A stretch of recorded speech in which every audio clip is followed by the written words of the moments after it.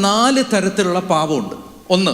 ഒന്ന് പ്രവൃത്തിയിലുള്ള പാപം, sin in action, പ്രവൃത്തിയിലുള്ള പാപം. ഇനി പ്രവൃത്തി പാപം ചെയ്തില്ല, പിന്നെന്താ?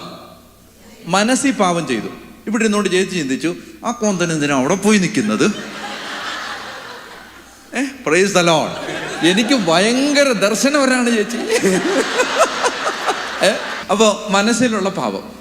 മൂന്നാമത്തേത് അവയവങ്ങളിലുള്ള പാപം.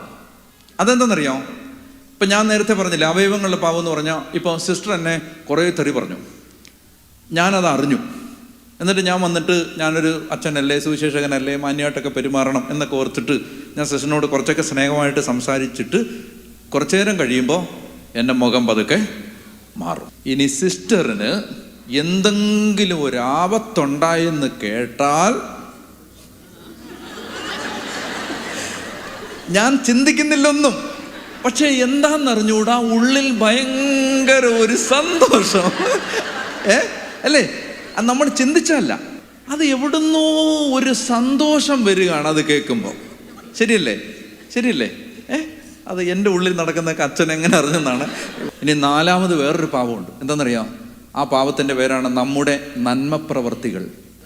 അതായത് നമ്മുടെ നന്മപ്രവർത്തികൾ തന്നെ ഒരു പരിധി വരെ പാപമാണ്. എന്താ കാര്യം എന്നറിയാമോ?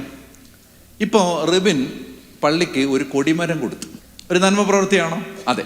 ഈ കൊടിമരം കാണുമ്പോഴെല്ലാം റിബിന് തോന്നുകയാണ്, ഞാൻ കൊടുത്താ.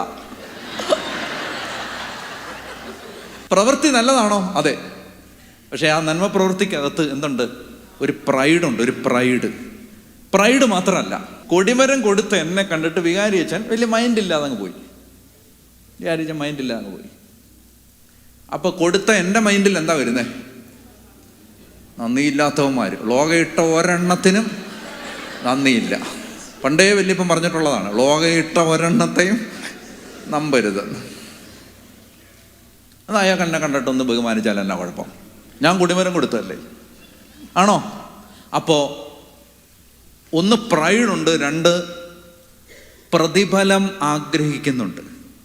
ഈ ചെയ്ത നന്മ പ്രവൃത്തിയെ പ്രതി പ്രതിഫലം. അതുകൊണ്ട് ഇങ്ങനെ പറയാറുണ്ട്, every good action is contaminated by pride or wish desire for reward.